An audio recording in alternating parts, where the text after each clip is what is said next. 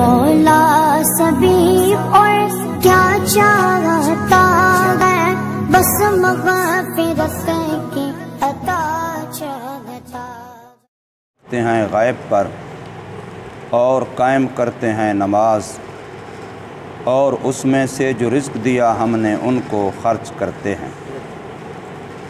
سورہ البقرہ کی آیت نمبر 3 آپ حضرات کے سامنے پڑھی اور ترجمہ کیا ہے۔ اس آیت میں اللہ تبارک و تعالی نے متقی نیک لوگوں کی 3 علامتیں، 3 نشانیاں بیان فرمائی ہیں۔ جو لوگ متقین ہیں، جو لوگ تقوی والے ہیں، جو کفر سے بچنے والے ہیں، شرک سے بچنے والے ہیں، بدعات اور رسومات سے بچنے والے ہیں، ایسے لوگوں کی 3 نشانیاں اس آیت کریمہ میں بیان فرمائی ہیں، اور 2 نشانیاں اس سے اگلی آیت مقدسہ میں، تو اس موقع پر یہاں 5 نشانیاں بیان فرمائیں۔ ویسے 22ویں پارے کے شروع میں اللہ تبارک و تعالی نے 11 نشانیاں بیان فرمائیں۔ 18ویں پارے کے شروع میں اللہ تبارک و تعالی نے 11 نشانیاں بیان فرمائی ہیں ان لوگوں کی جو کامل ایمان والے ہیں۔ تو یہاں پر پہلی نشانی یہ بیان فرمائی، الذین یؤمنون بالغیب، بن دیکھے ایمان رکھتے ہیں۔ کچھ چیزیں وہ ہیں جو بدیع ہیں، ان کو ماننے کے لیے کسی قسم کی دلیل کی، حواس کی، بتلانے کی بھی ضرورت نہیں ہے۔ ابھی دن ہوگا، سب کو پتہ ہے دن کے، اب کسی کو یہ بتانے کی ضرورت نہیں، بھائی صاحب دن ہے۔ رات آ جاتی ہے، کسی کو بتانے کی ضرورت نہیں ہوتی، او بھائی صاحب رات ہے، رات ہے، ہر بندہ پتہ ہے رات ہے۔ اب یہ ایسی چیز ہے، اس کو بچہ، مرد، عورت، پڑھا لکھا، ان پڑھ، شہری، دیہاتی، ہر بندہ خود بخود جانتا ہے۔ ہاں اگر کوئی بیچارہ مجنون ہے، پاگل ہے، اس کو نہ پتہ ہو الگ بات ہے، ورنہ ہر بندہ اس چیز کو جانتا ہے۔ اور یہ ہے وہ چیز جو بدیع کہتے ہیں اس کو۔ اور دوسری کچھ چیزیں وہ ہیں جو ہمارے حواس سے تعلق رکھتی ہیں۔ آنکھ دیکھ لیتی ہے، بس کسی کے بتانے کی ضرورت نہیں ہے۔ کان سن لیتا ہے، کسی کے بتانے کی ضرورت نہیں ہے۔ زبان سے چکھ لیتا ہے، کسی کے بتانے کی ضرورت نہیں ہے۔ ناک سے سونگھ لیتا ہے، کسی کے بتانے کی ضرورت نہیں ہے۔ ہاتھ سے ٹٹول لیتا ہے، پتہ چل جاتا ہے نرم ہے، سخت ہے، کسی کے بتانے کی ضرورت نہیں ہے۔ یہ جو حواس سے خمسہ ظاہرہ ہیں، جو چیزیں ان کے دائرۂ کار میں آتی ہیں، یہ محسوسات ہیں۔ اب بدیہات بھی نہ ہو، محسوسات بھی نہ ہو، بلکہ ان کے دائرۂ کار سے باہر چیز ہو۔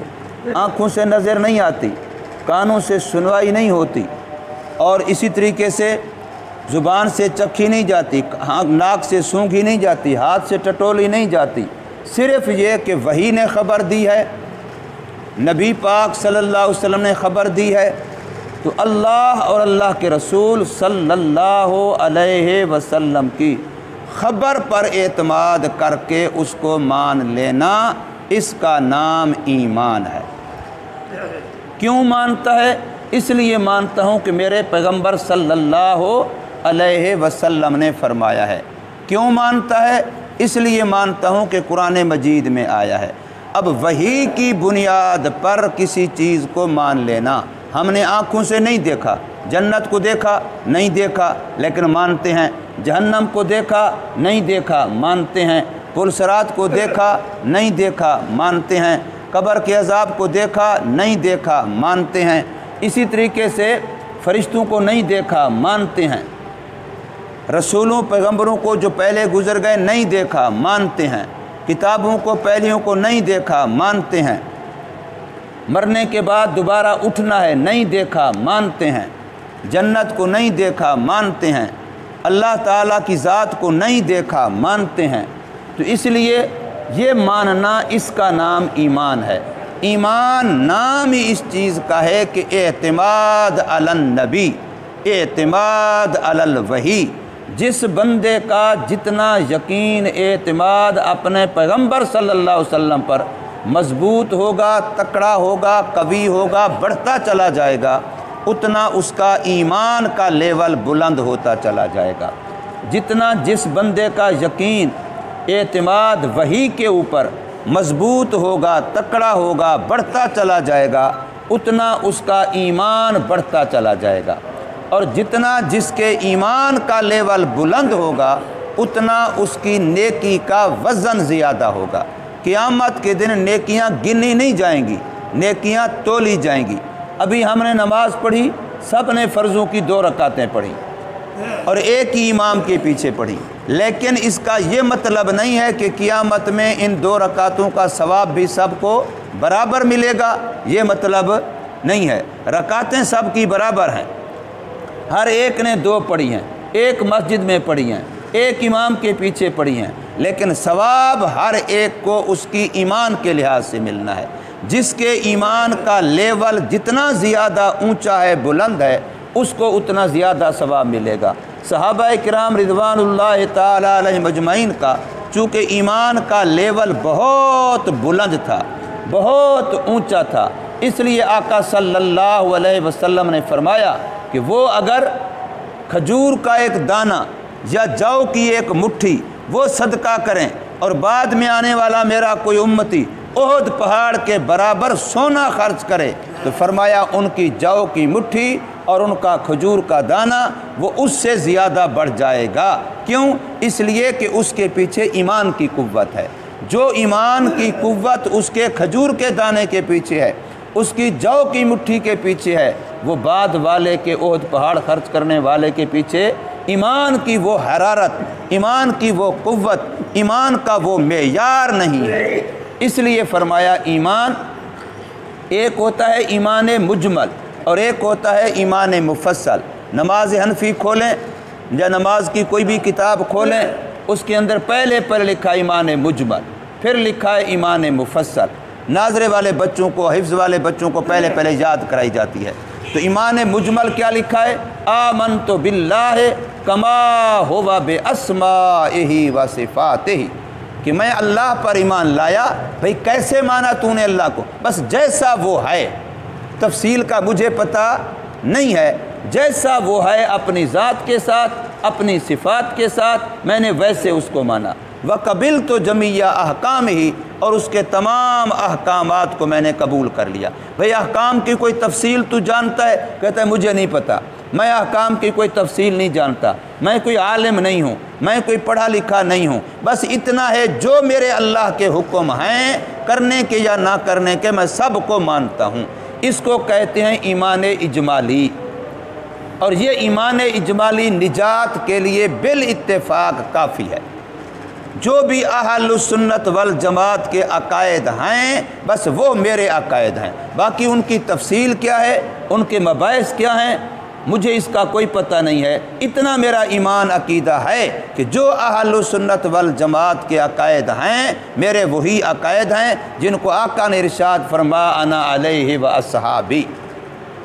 اہل السنت والجماعت یعنی سرکار مدینہ صلی اللہ علیہ وسلم اور صحابہ کرام، ان دونوں میں چونکہ اللہ کے نبی صلی اللہ علیہ وسلم دین دینے والے اور صحابہ کرام رضوان اللہ تعالی علیہم اجمعین دین لینے والے، امت کے لیے معیار صحابہ کرام ہیں۔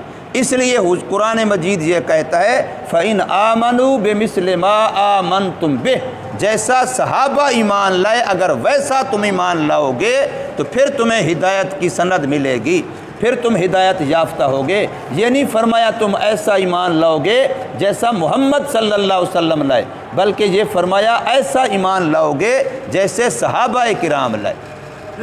معیار صحابہ ہیں۔ حضور صلی اللہ علیہ وسلم کے بہت سارے اعمال وہ ہیں جو خاصہ حضور صلی اللہ علیہ وسلم ہیں، آپ صلی اللہ علیہ وسلم کے خواص میں سے ہیں۔ حضور صلی اللہ علیہ وسلم کی شادیاں بیاق وقت 9 ہیں، امت کے لیے جائز نہیں ہیں۔ حضور صلی اللہ علیہ وسلم کی نیند سے وضو نہیں ٹوٹتا، امت کی نیند سے وضو ٹوٹ جاتا ہے۔ حضور صلی اللہ علیہ وسلم کا پیشاب پخانہ تک بھی پلید نہیں ہے، اس سے بدبو نہیں آتی۔ حضور صلی اللہ علیہ وسلم کا خون مبارک پلید نہیں ہے، صحابی رسول کو دیا انہوں نے پی لیا۔ حضور صلی اللہ علیہ وسلم پر تہجد فرض تھی، امت پر فرض نہیں ہے۔ حضور صلی اللہ علیہ وسلم کے لگاتار 100 وصال روزے رکھنا جائز تھا، امت کے لیے جائز نہیں ہے۔ ایک نہیں کتنے مسائل ہیں جس میں حضور صلی اللہ علیہ وسلم کی اتباع کرنے کا ہمیں حکم تو دور کی بات روکا گیا ہے، منع کیا گیا ہے۔ اس لیے یہ لفظ کہنا آسان ہے کہ ہم محمدی ہیں، محمدی ہونے کے لیے تو پھر یہ کہ حضور صلی اللہ علیہ وسلم والے پورے اعمال اختیار کر سکتا، اس کی تو امت کو اجازت ہی نہیں ہے۔ اس لیے حضور صلی اللہ علیہ وسلم نے جو دین صحابہ کو دیا ہے، فتح مکہ کے موقع پر ایک صحابی آتا ہے، دوسرے صحابی سے پوچھتا ہے آیا ایک وضو سے کئی نمازیں پڑھنا جائز ہے کہ ناجائز؟ وہ آگے سے کہتا ہے کہ جی حضور صلی اللہ علیہ وسلم ہر نماز کے لیے نیا وضو فرماتے ہیں۔ حضرت عبداللہ بن عمر رضی اللہ تعالی عنہ ہر نماز کے نیا وضو فرماتے ہیں۔ وہ صحابی پوچھتے ہیں تم بتاؤ کہ تم کیا کرتے ہو، یعنی صحابہ کرام کی اکثریت کیا کرتی ہے، جمہور صحابہ کیا کرتے ہیں، حضور صلی اللہ علیہ وسلم نے تمہیں کیا طریقہ سکھایا؟ فرمایا ہم تو ایک وضو سے کئی نمازیں پڑھتے ہیں۔ پھر میرے آقا صلی اللہ علیہ وسلم نے بھی فتح مکہ والے موقع پر ایک وضو سے 5 نمازیں پڑھ کے دکھائیں تاکہ امت کو پتہ چلے، امت کے لیے سہولت ہو۔ تو اس لیے ہمارے لیے معیار صحابہ کرام رضوان اللہ تعالی علیہم اجمعین ہے، یہ ایمان اجمالی ہے۔ اور ساتھ لکھا ہوتا ایمان مفصل، آمنت باللہ وملائکتہ وکتبہ ورسلہ والیوم الآخر والقدر خیرہ وشرہ من اللہ تعالی والبعث بعد الموت۔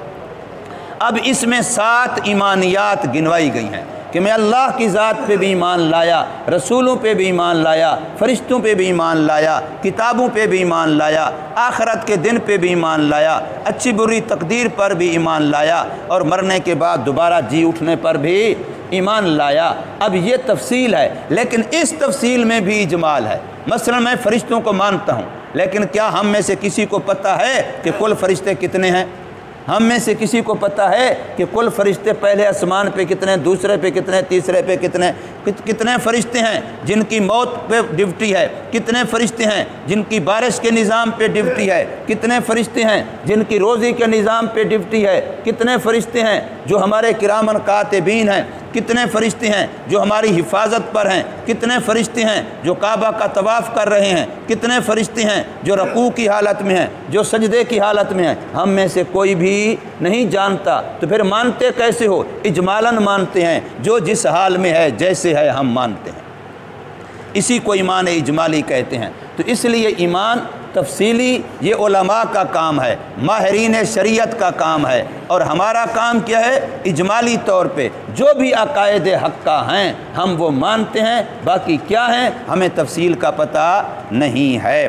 تو ایمان بالغیب یہ پہلی چیز ہے، اور سیدنا صدیق اکبر رضی اللہ تعالی عنہ کی خصوصیت یہی ہے کہ انہوں نے کبھی بھی حضور صلی اللہ علیہ وسلم کی منہ سے نکلی ہوئی بات کے بعد دلیل نہیں مانگی۔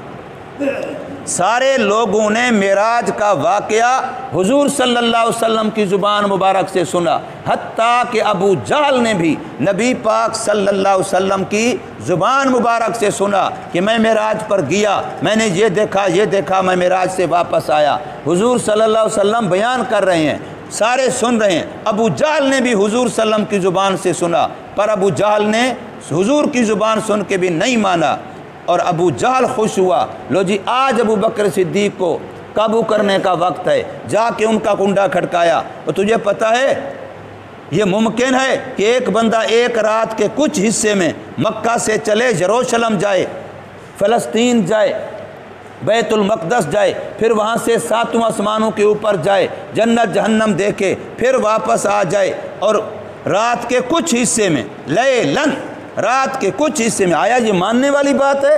یہ عقل قبول کرتا ہے؟ تو فرمایا اتنا بتاؤ کہا کس نے ہے؟ انہوں نے کہا تیرا دوست کہتا ہے جس کی تو روزانہ تصدیق کرتا ہے۔ فرمایا اگر وہ کہتا ہے تو سچ کہتا ہے۔ یہ ہے تصدیق کرنا، یعنی جس وقت حضور صلی اللہ علیہ وسلم کے منہ مبارک سے بات آئی، اب اگرچہ بظاہر کہنے والا سنانے والا وہاں ابو جہل ہے، ابو جہل خود نبی سے سنتا ہے نہیں مانتا، اور ابو بکر صدیق حضور صلی اللہ علیہ وسلم کی بات ابو جہل سے بھی سنتا ہے تو مانتا ہے۔ اس لیے ایمان بالغیب یہ اصل انسان کا سرمایہ ہے۔ میرے آقا صلی اللہ علیہ وسلم نے فرمایا کہ میرے امتی میرے محبوب بعد والے جو آئیں گے جو بن دیکھے مانیں گے۔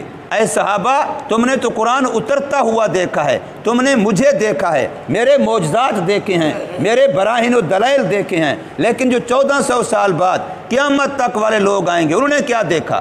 وہ تو صرف غیب کی خبر پر مانیں گے۔ تو وہ ماننا ان کا ایمان اتنا مضبوط اور پیارا ہوگا۔ فرمایا تم اگر شریعت ساری پہ عمل کرو اور 10واں حصہ چھوڑ دو تم ہلاک ہو جاؤ گے۔ وہ اگر ساری شریعت میں کمزوری کریں لیکن 10ویں حصے پہ عمل کریں گے وہ کامیاب ہو جائیں گے۔ اس لیے فرمایا یہاں متقی آدمیوں کی پہلی صفت یہ بیان فرمائی، الذین یؤمنون بالغیب، جو بن دیکھے ایمان رکھتے ہیں۔ اللہ تبارک و تعالی ہمیں ایمان کامل نصیب فرمائے۔